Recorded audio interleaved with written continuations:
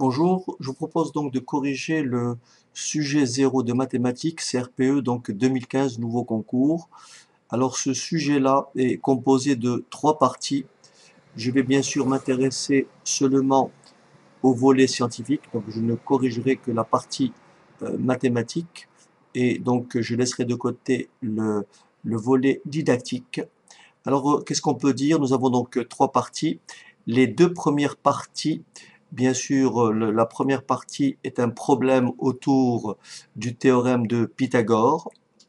La deuxième partie est composée donc de trois exercices, enfin de quatre exercices exactement. Le quatrième étant une production d'élèves donc qui relève de la didactique. Donc je vais simplement corriger les trois premiers.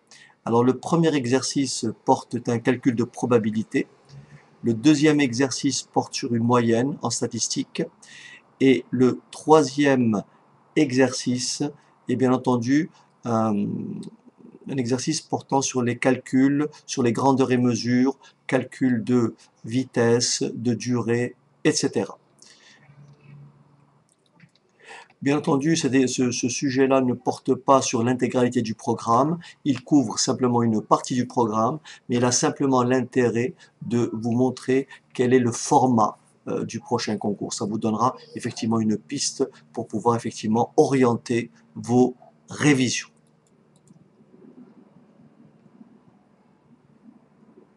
Théorème de Pythagore. Donc tout va tourner autour du théorème de Pythagore. Donc comme vous le voyez dans l'intro, il est dit ceci.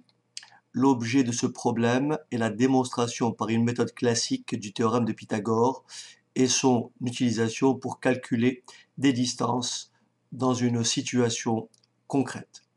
Ce problème comprend deux parties, grand A et grand B. Ces deux parties sont indépendantes. Donc ça, c'est vraiment assez pratique. Autrement dit, le candidat ne sera pas forcément tenu à traiter l'une et l'autre des parties. Dans tout le problème, on désigne, donc ça c'est un rappel du théorème de Pythagore, on désigne par théorème de Pythagore l'énoncé suivant. Dans un triangle rectangle, la somme des carrés des côtés de l'angle droit est égale au carré de l'hypoténuse. Donc ça, c'est l'énoncé du théorème de Pythagore que l'on va aborder sous un autre angle, comme vous allez le voir tout à l'heure. On va donc démarrer par le problème, partie A. Donc démonstration par la méthode attribuée à Abraham Garfield, donc 1831-1881, c'était le 20e président des États-Unis. Alors, dans la figure ci-dessous, les triangles ABC, BDE, BCE sont rectangles respectivement en A, D et B. Alors bien sûr, on pose AB égale AB égale petit c, DE égale petit c, AC égale BD égale à petit b. Et enfin, BC égale BE égale à petit a. Nous avons quatre questions. Première question, justifier que les points A, B et D sont alignés. Deuxième question, justifier que le quadrilatère ADEC est un trapèze. Troisième question, exprimer de deux manières différentes l'aire du trapèze ADEC en fonction de petit a, petit b et petit c.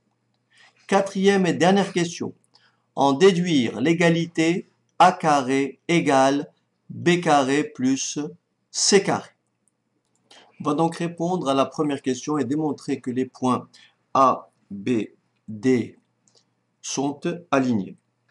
Alors, pour montrer que les points A, B et D sont alignés, on va donc montrer, regardez bien, on va montrer que l'angle ABD est un angle plat. Autrement dit que la mesure de l'angle ABD égale 180 degrés. Donc, pour montrer que les points A, B, D sont alignés, on va montrer que l'angle, que la mesure de l'angle A, B, D est égal à quoi? 180 degrés. Donc, ABD est un angle plat. Très bien, on va donc d'abord démontrer dans une première étape que les triangles ABC, vous voyez, ABC et BDE sont isométriques. Alors pourquoi les triangles ABC et BDE sont isométriques? Car les longueurs de leurs côtés sont 2 à 2 égales. Donc les triangles rectangles ABC et BDE sont isométriques car les longueurs de leurs côtés sont 2 à 2 égales. En effet, nous avons AB égale DE égale petit c, nous avons AC égale BD égale petit b, et nous avons BC égale BE égale petit a. Alors, on en déduit donc que l'angle ACB est tout simplement égal à l'angle EBD. Pourquoi? Parce que les deux triangles ABC et BDE sont effectivement isométriques. Donc, qu'est-ce qu'on a ici? Nous avons bien cet angle-là, l'angle ACB, et l'angle ACB égal à l'angle EBD. Et bien entendu, l'angle ABC est nécessairement égal à l'angle BED. À l'angle BED. Autrement dit, ces deux angles-là, cet angle-là et cet angle-là, sont des angles comment? Complémentaires. Donc, nous avons donc la mesure de ACB égale à la mesure de EBD. Car les triangles ABC, BDE sont bien entendu isométriques. Donc dans le triangle ABC, on a, qu'est-ce qu'on a dans le triangle ABC? On a l'angle ABC plus ACB égale à 90 degrés, n'est-ce pas? ABC plus ACB égale 90 degrés, tout simplement parce que le triangle ABC est rectangle en A et que dans un triangle, la somme des angles est tout simplement égale à 180 degrés. Nous avons aussi dans l'autre triangle BDE, l'angle, l'angle, donc si je reprends ABC et je remplace ACB, par EBD. Donc nous avons aussi ABC plus EBD est tout simplement égal à 90 degrés. Alors comme les angles ABC et CBE d'une part et les angles CBE et EBD d'autre part sont adjacents puisqu'ils ont à chaque fois un côté commun. Regardez l'angle ABC et l'angle CBE. ABC et CBE, ils ont pour côté commun BC. L'angle CBE et l'angle EBD ont pour côté commun BE. Qu'est-ce qu'on a donc? Nous avons ABD. Je vais prendre une autre couleur. Alors, ABD est tout simplement égal. Regardez bien, ABD. Donc l'angle ABD égal. ABC. Je décompose cet angle en une somme d'angles adjacents. Donc ABC plus CBE plus EBD plus EBD. Ou bien, si on regroupe ABD égale ABC, puisque l'addition est une opération commutative, donc je peux réarranger mes termes. Donc ça fait l'angle ABC plus l'angle EBD, d'accord, que je regroupe, voyez, puis j'applique la règle de l'associativité de l'addition, plus, bien entendu, CBE. Et bien sûr, on a établi plus haut que ABC plus EBD est tout simplement égal à 90 degrés. Nous avons donc ABD, ABD égale ABC plus EBD, soit 90 degrés, plus CBE. La mesure CBE est un angle droit, puisque le triangle CBE est rectangle en B, donc plus 90 degrés. Nous avons donc 90 degrés plus 90 degrés égale tout simplement à 180 degrés. Et bien sûr, on conclut ainsi, comme l'angle ABD est un angle plat, alors les points A, B et D sont alignés. Donc ceci répond à la question 1. Question numéro 2. Justifier que le quadrilatère ADEC est un trapèze. On rappelle la définition d'un trapèze. Un quadrilatère est un trapèze, et un quadrilatère est un trapèze s'il a deux côtés parallèles. Un quadrilatère qui a deux côtés parallèles est un trapèze. Alors qu'est-ce qu'on a? On sait que la droite AC est perpendiculaire à la droite AD, car le triangle ABC est rectangle en A.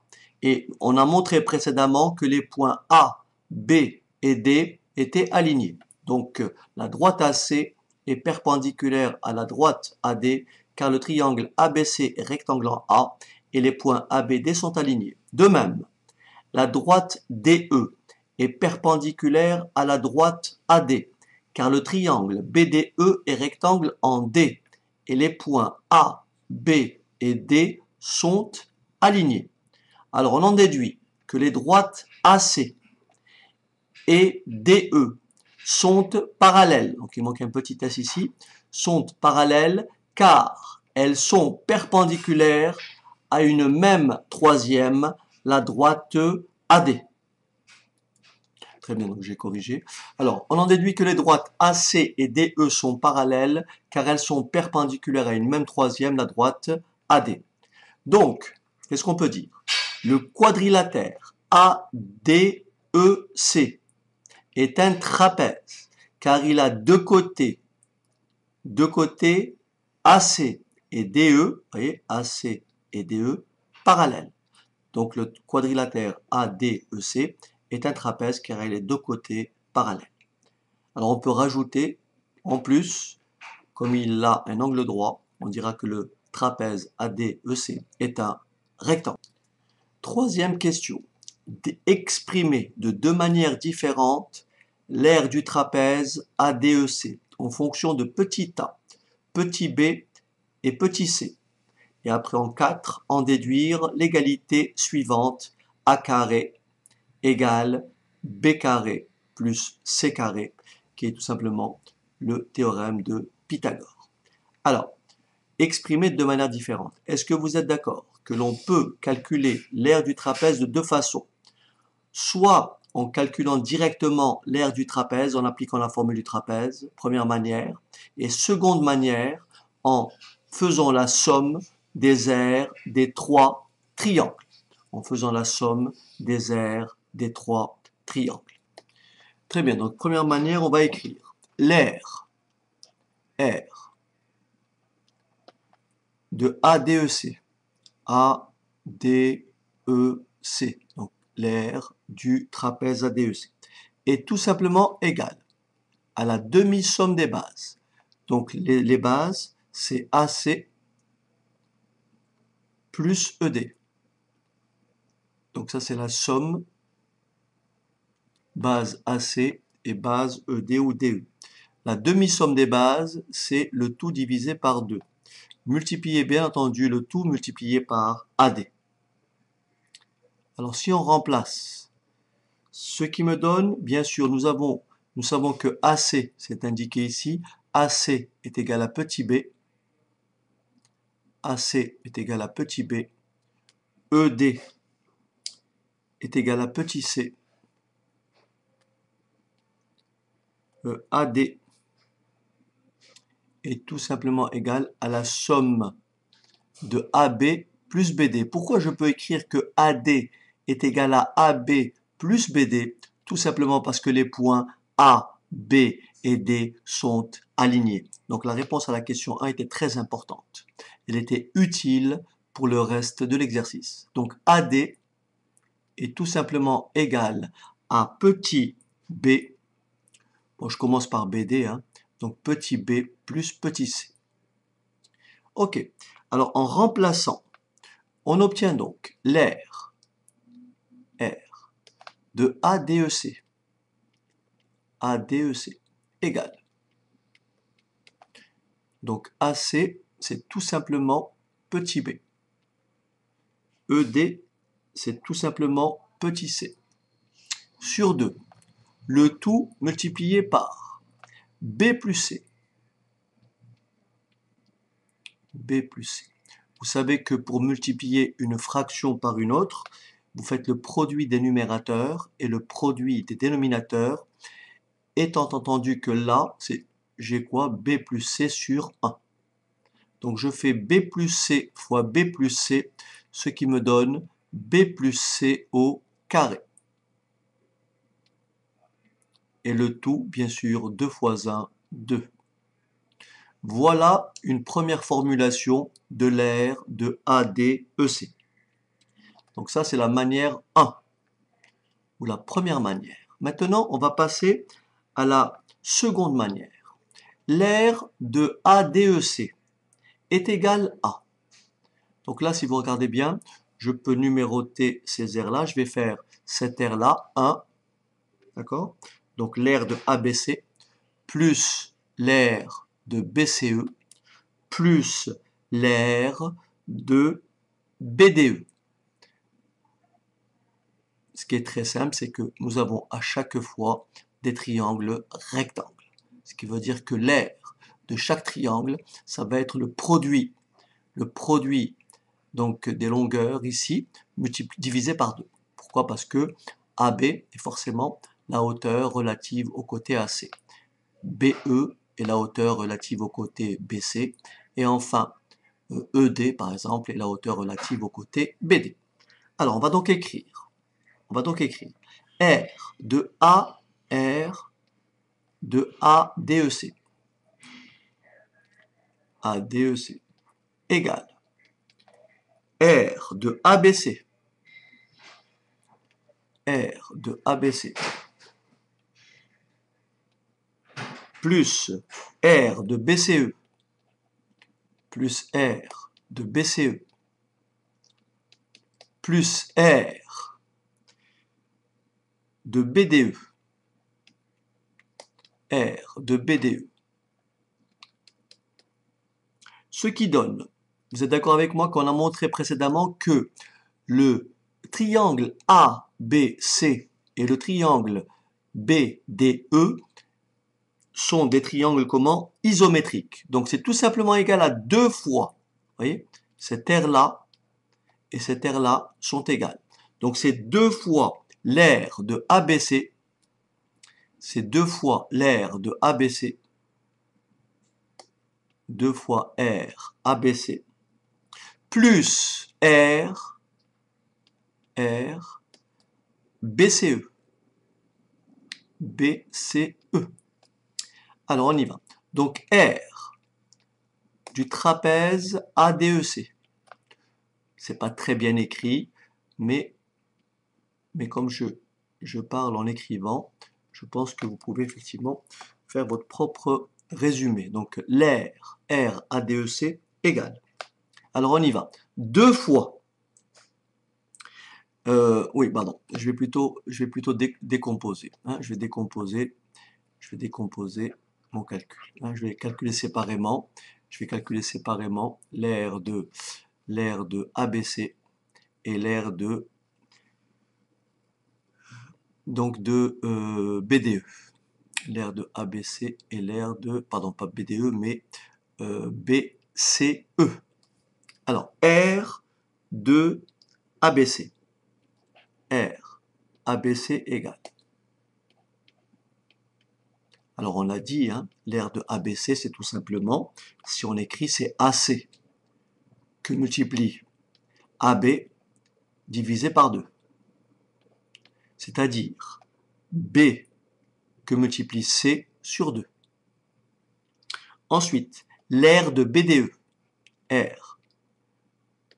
J'insiste, c'est pas BDE, mais encore une fois, c'est l'aire de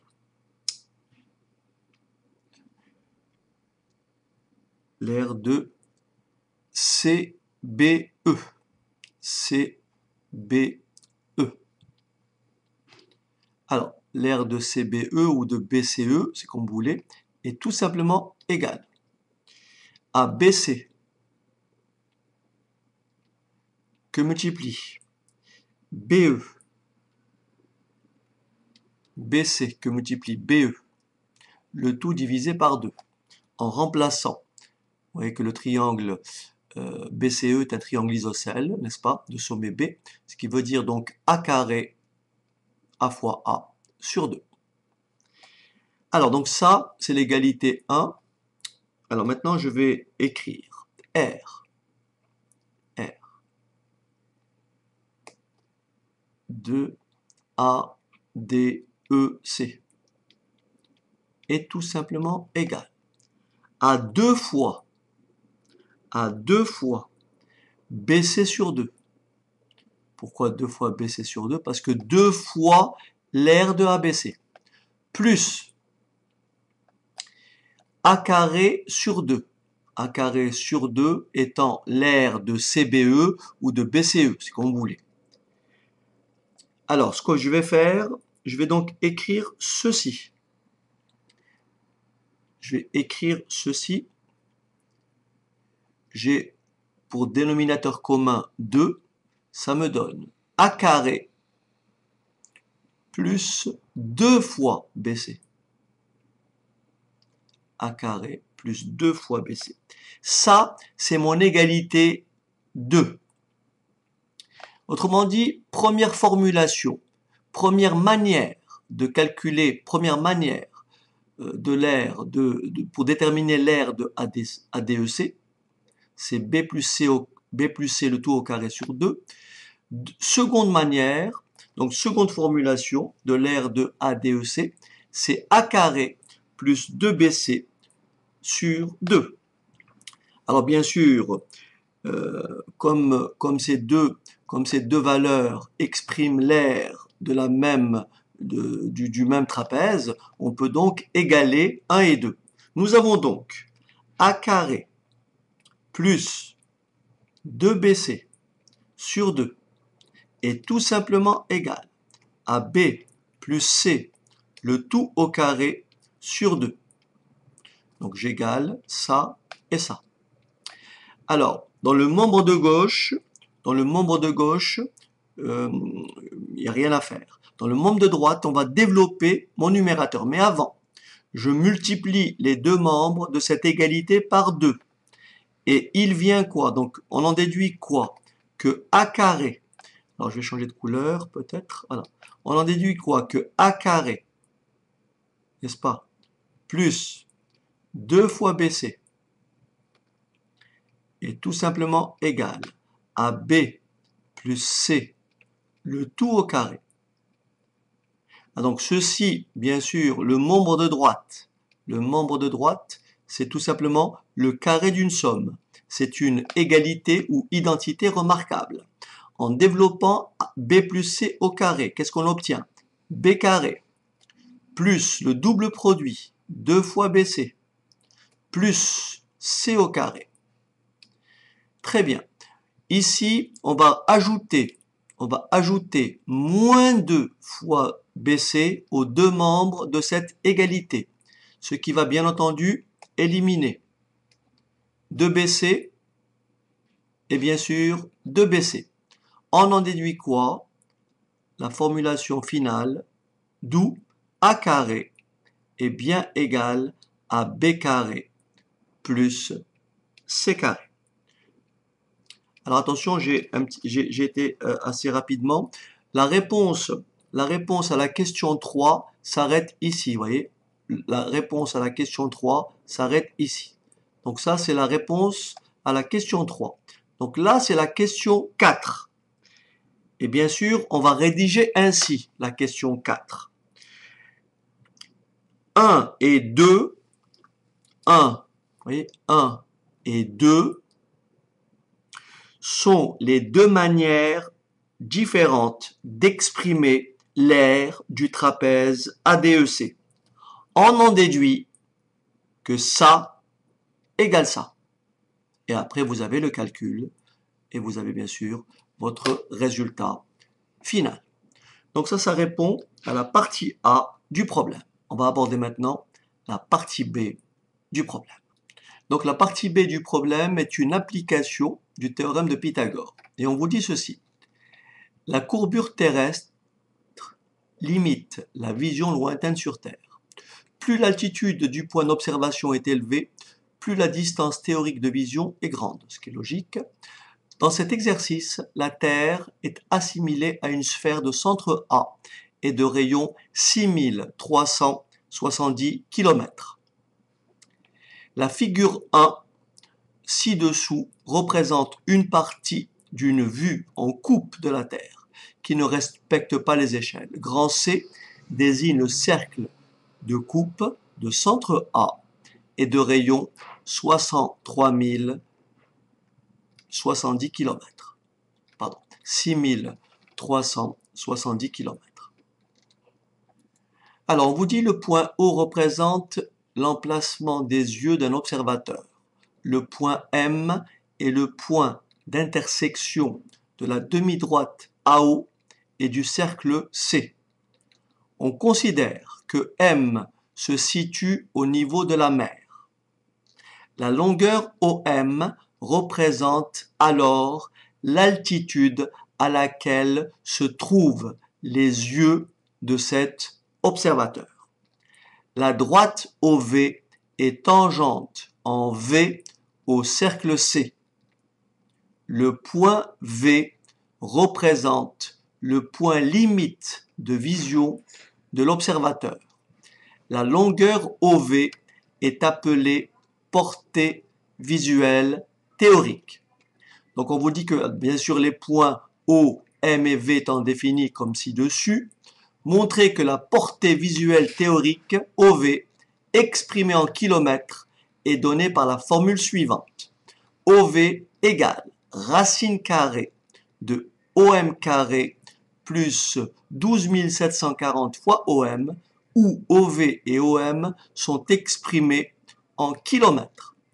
Petit 2, calculer la portée visuelle théorique d'un observateur placé au niveau de la mer et dont les yeux sont situés à 1,70 m du sol.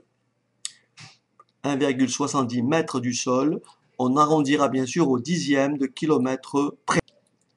Alors qu'est-ce qu'on sait? Comme la droite OV, on dit que la droite OV est par hypothèse. Donc l'énoncé nous dit que OV est tangente au cercle C, en V. Alors comme OV est tangente au cercle C en V, alors OV est forcément perpendiculaire au rayon du cercle, donc est perpendiculaire au rayon AV. Donc, par conséquent, le triangle AOV est rectangle en V. On va donc appliquer le théorème de Pythagore au triangle AOV. Donc appliquons le théorème de Pythagore au triangle AOV. L'angle droit, c'est bien entendu, c'est l'angle V, OVA, est égal à combien? À une mesure de 90 degrés. Alors, qu'est-ce qu'on a? Nous avons donc OA carré. Couleur. Alors, OA carré.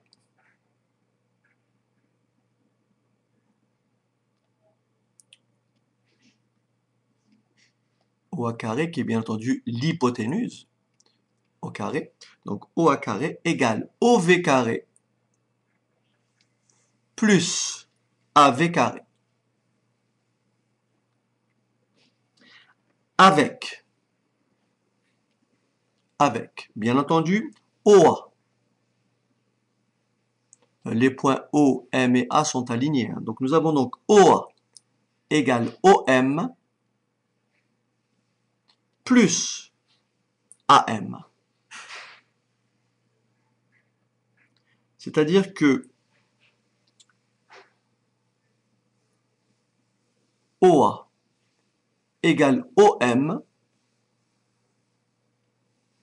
plus AV.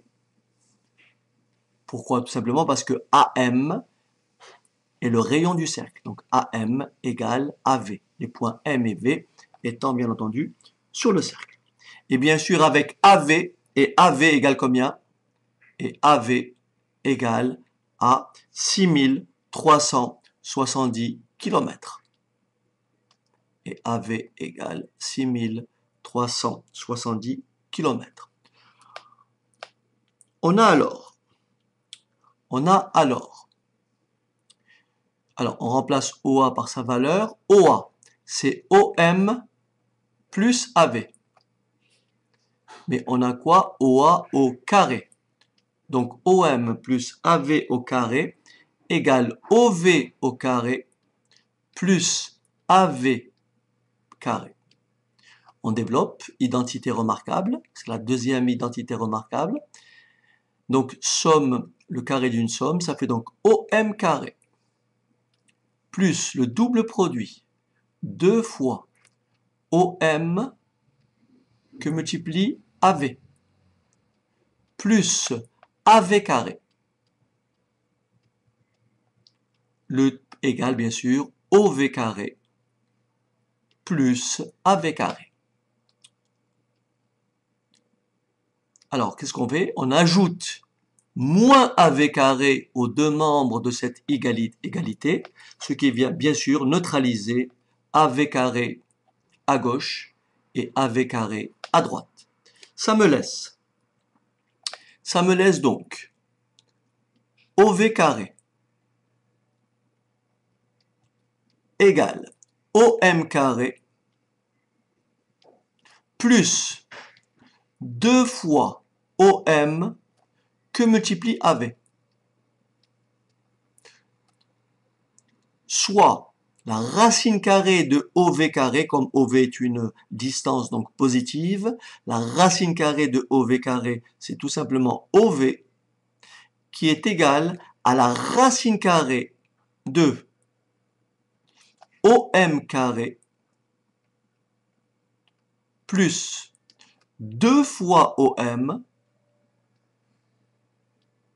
que multiplie AV. Attention, on sait que AV est le rayon donc de la Terre, qui est égal à 6370. Donc je vais faire 2 fois 6370. On a donc OV égale à racine carrée de OM carré plus 2 fois 6370 que multiplie OM. Je vais prolonger un petit peu, voilà. Et bien sûr, 2 fois 6370, donc on en conclut, d'où OV est tout simplement égal à la racine carrée de OM carré plus 12 740 OM. Voilà, ceci donc répond à la question 1. Alors, deuxième question, calculer la portée visuelle théorique d'un observateur placé au niveau de la mer et dont les yeux sont situés à 1,70 m du sol, donc on arrondira au dixième de kilomètre près. Très bien, donc on a bien établi que OM, alors OM égale bien, voilà, pardon, OV égale racine carrée de OM carré plus OM carré plus 12 740 que multiplie OM. Ok. Alors, un observateur placé au niveau de la mer et dont les yeux sont situés à 1,70 m donc du sol est tel que OM, bien sûr OM, attention, OM est exprimé en kilomètres, OV en kilomètres. Donc OM est tout simplement égal à 0,0017 km. D'accord? Comme OV est la portée visuelle théorique, alors en remplaçant OM par sa valeur dans cette égalité 1, on obtient OV égale racine carrée de 0,0017 au carré plus 12 740 que multiplie 0,0017. Bien sûr, on prend sa calculatrice et on va trouver OV égale à 4,7 km au dixième de kilomètre près par excès. Donc à 10 moins 1 près par excès.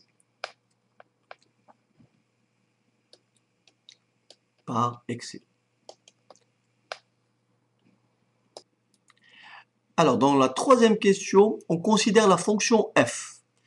La fonction f, que fait-elle?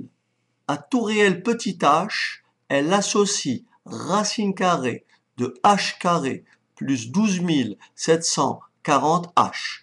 On reconnaît bien que petit h représente OM et bien sûr f de h représente OV. C'est la raison pour laquelle on a écrit ici OV est tout simplement égal à f de OM.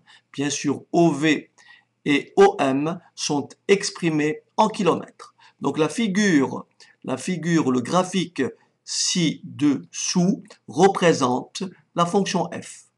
Donc là, en abscisse, nous avons quoi? Nous avons OM et en ordonnée, nous avons OV. Donc question numéro 1. Plutôt troisième question. Donc, alors la solution ici proposée est une solution comment? Graphique. Donc, il faut bien expliciter les réponses. Donc, on va répondre graphiquement grâce à notre graphique, la figure 2 que j'ai montré précédemment. Question 3.1. À quelle altitude doit se situer pour avoir une portée visuelle de kilomètres? Pardon. À quelle altitude doit-on se situer pour avoir une portée visuelle théorique de 100 km? Ensuite, 3.2. Un observateur situé au dernier étage de la tour Eiffel, dont l'altitude est environ 350 mètres, pourra-t-il théoriquement voir la mer? Enfin, affirmation 3. L'affirmation suivante est-elle vraie? Si on est 2 fois plus haut sur la Terre, alors on a une vision théorique 2 fois plus grande. Allez, on va y répondre. Alors pour la question 1, j'ai refait un graphique. Alors j'ai refait la figure que voici. Alors pour déterminer à quelle distance doit se situer l'observateur pour avoir une portée théorique de 100 km, il nous suffit de tracer la droite d'équation y égale 100. Vous voyez, y égale 100. Et de lire sur le graphique l'abscisse de ce point d'intersection. Vous voyez, la droite d'équation y égale 100 coupe la courbe C en un point. L'abscisse de ce point est tout simplement, donc il suffit de lire l'abscisse de son point d'intersection avec la courbe représentative de la fonction f, et on lit à peu près 0,785 km.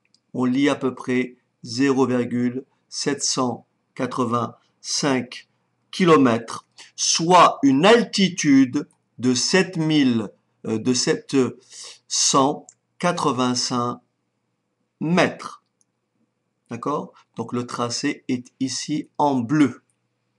Maintenant, deuxième 3.2. Pour déterminer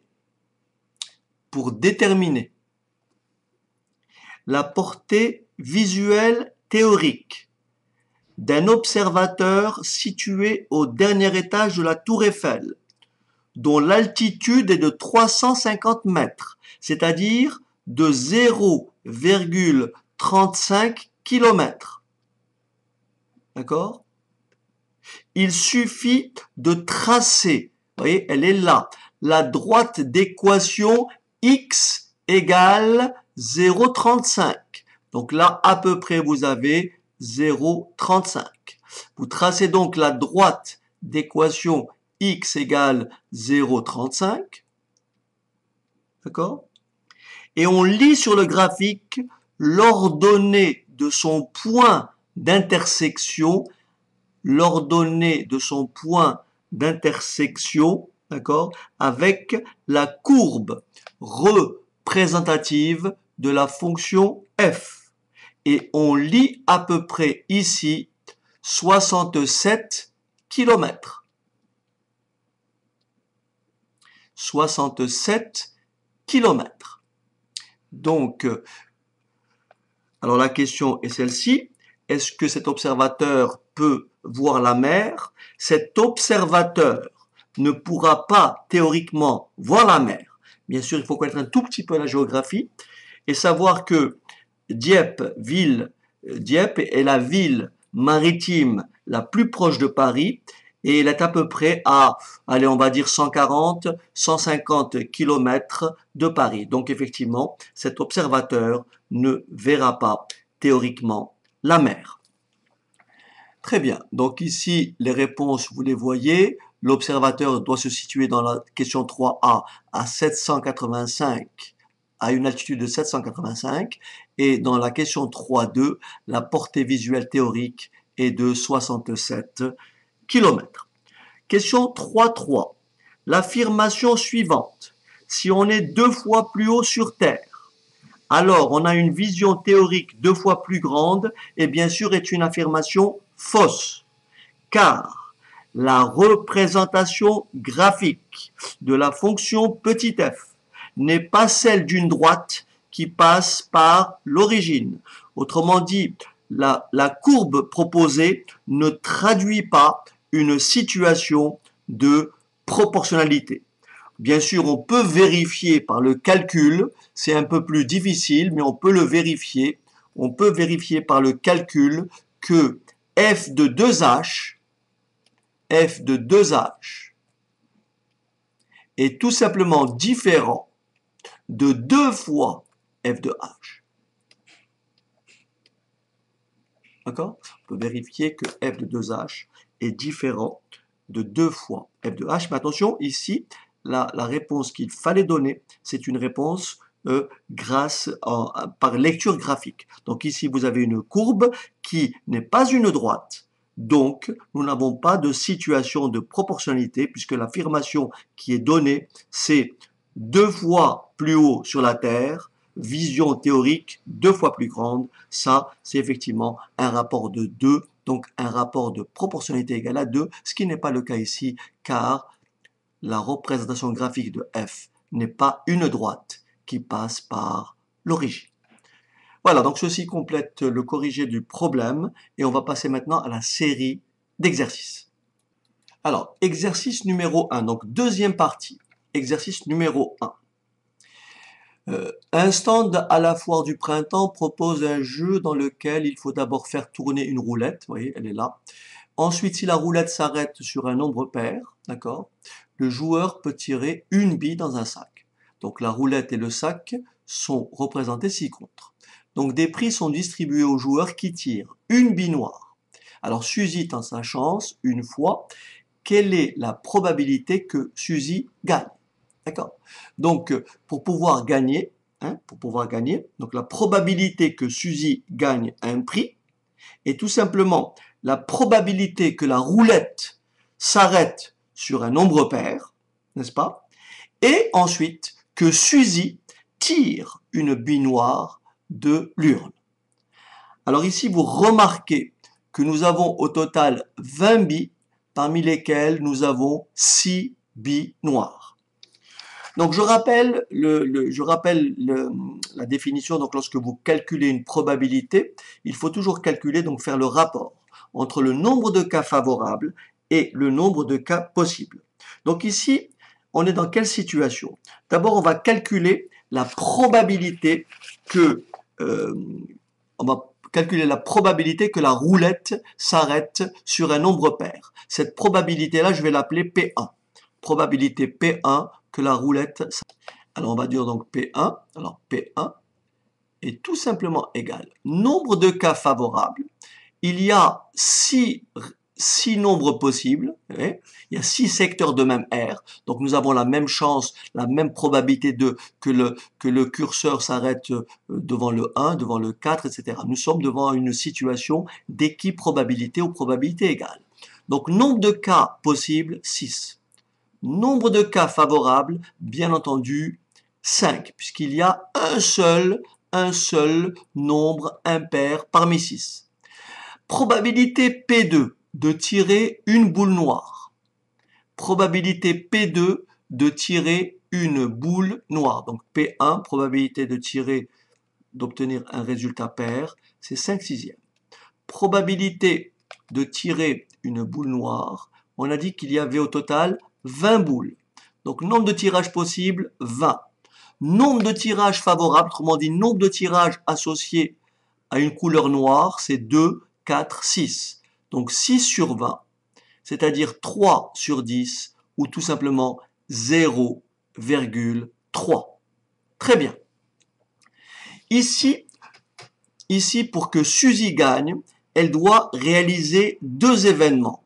Le premier, obtenir un résultat pair. Autrement dit, il faut que la roulette s'arrête devant un nombre pair.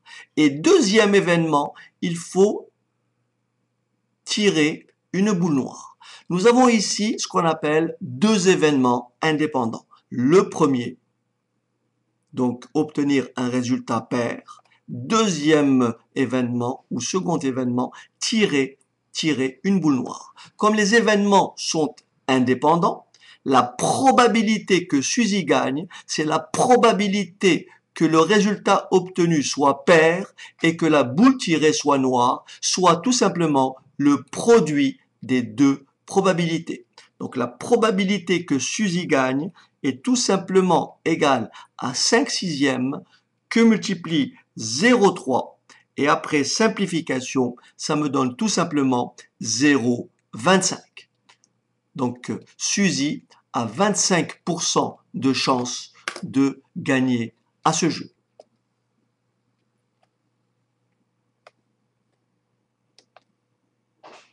On va l'écrire proprement, donc petit p est tout simplement égal à 0,25. Voilà. Alors, exercice numéro 2. Lors d'un tournoi de bowling, on note les résultats des 15 joueurs. Donc, bien sûr, le résultat maximal de 300 points. Donc, je vous laisse lire les résultats obtenus par les 15 joueurs. 268, 220, 246. Question. Quel résultat peut-on supprimer sans modifier la moyenne des résultats? Donc, première chose à faire, c'est calculer la moyenne des résultats. Pour déterminer la moyenne des résultats, on va faire la somme des résultats et on va diviser par le nombre de résultats. Donc, en faisant la somme des résultats, on va donc écrire. On a donc la moyenne égale. Donc, résultat moyen égale 268 plus 220 plus 167. Je vous laisse continuer. Plus point, plus 223, plus 222, plus 246, le tout bien entendu divisé par 15. Ok? Le tout divisé par 15. On fait le calcul et on trouve 3300 divisé par 15. 3300 divisé par 15. Ce qui me donne un résultat moyen égal à 220. Donc c'est mal écrit, hein? C'est 3300 divisé par 15. Et ce résultat moyen est tout simplement égal à 220. Alors, il faut donc, forcément, il faut repérer parmi ces résultats-là lequel est égal à 220. Y en a-t-il un? La réponse est oui. Donc, il faut supprimer le résultat 220 pour ne pas modifier la moyenne. ou pour ne pas modifier le résultat moyen. Donc on peut faire la remarque suivante. On ne modifie pas la moyenne d'une série statistique en retranchant ou en ajoutant, d'accord, sa moyenne. Okay.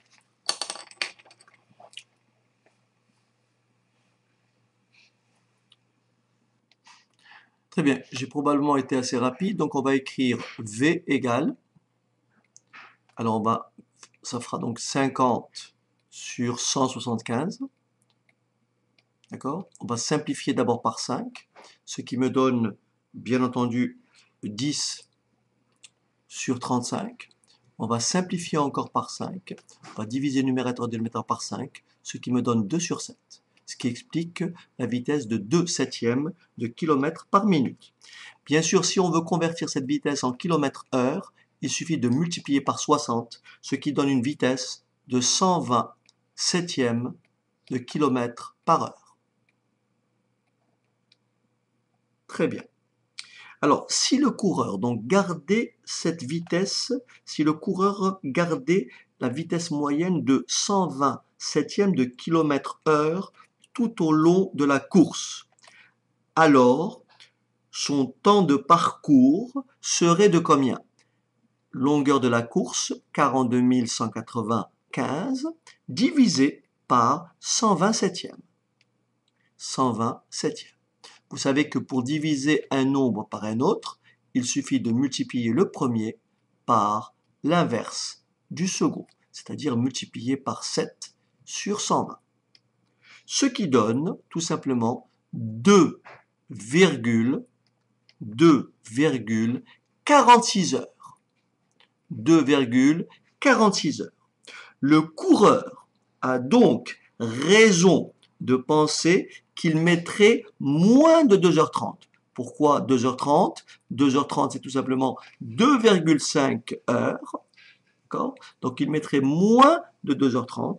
En effet, nous avons bien 2,46, le temps mis donc pour parcourir boucler ce marathon, est strictement inférieur à 2,5 qui correspond à 2h30. On va passer à la dernière question, question numéro 2. Alors, en réalité, la vitesse moyenne du coureur pendant les 20 premiers kilomètres a été de 16 km/h. Et cette vitesse a chuté de 10% pour le restant du parcours. Quel a été son temps de parcours? Donnez la réponse en heures, minutes, secondes et centièmes de seconde, le cas échéant. Alors, on y va. Donc, on vous dit ici, la vitesse moyenne du coureur pour les... Alors, bien sûr, le coureur a donc parcouru le premier tronçon de 20 km à la vitesse de 16 km/h. D'accord? 20 km à la vitesse de 16 km/h. Le parcours restant, c'est tout simplement 42,195 moins 20 km, soit 22,195 km. Donc, la vitesse moyenne du coureur pour les 22,195 km restants est tout simplement égale à 16 km multiplié par 0,9. Pourquoi? Parce que sa vitesse a chuté de 10%. Par conséquent, le coefficient multiplicateur, c'est 1 moins 0,1, c'est-à-dire 0,9. Et donc, nous avons une vitesse de 14,4 km/h. Autrement dit, pour la première partie du parcours, sa vitesse est de 16 km/h et pour le restant, sa vitesse a chuté, est tombée à 14,4 km/h. Alors, son temps de parcours est donc égal à 20 divisé par 16, ça c'est le temps mis pour parcourir les premiers 20 km, plus 22,195 divisé par 14,4. Et ce résultat est égal à, là je donne pas mal de virgules parce que apparemment on a insisté sur la précision, donc on va essayer d'être assez précis. Donc ça fait 2,79, 13, 194 et 4, 4, 4, 4, 4. Okay. Alors, convertissons. Donc, on va prendre, donc là, nous avons déjà 2 heures. On va donc convertir cette partie d'heures en minutes. Donc, on va multiplier 0, on va écrire 0,79, 13, 194 heures est tout simplement égal à 0,79, 13, 194 multiplié par 60 minutes. Et après calcul, ça me fait soit 47 minutes, 47,47, 91,64. Donc nous avons déjà quoi? Alors on va mettre des couleurs. Nous avons déjà 2 heures. Nous avons maintenant 47 minutes. On va donc convertir le restant ici en secondes. Ce qui me fait, on a 0,47. 0,47. 91. 47, 91, 64 minutes égale à 0,47, 91, 64 fois 60 secondes égale à 28,75 secondes. Et là, j'ai mes secondes que je vais colorier. Par conséquent, on va conclure et dire que le temps de parcours du coureur est de 2 heures, 47 minutes,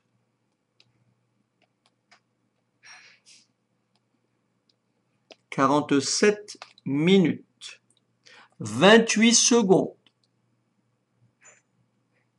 75 centièmes de seconde, 75 centièmes de seconde. Très bien, donc ceci complète le corrigé complet de la partie donc du volet scientifique du sujet 0 de CRPE 2015. Il vous a été présenté donc par Saïd Chermak pour ecrpe.com et cet enregistrement donc date du 11 juillet 2013 et je vous dis bien sûr à très bientôt et surtout merci de m'avoir écouté.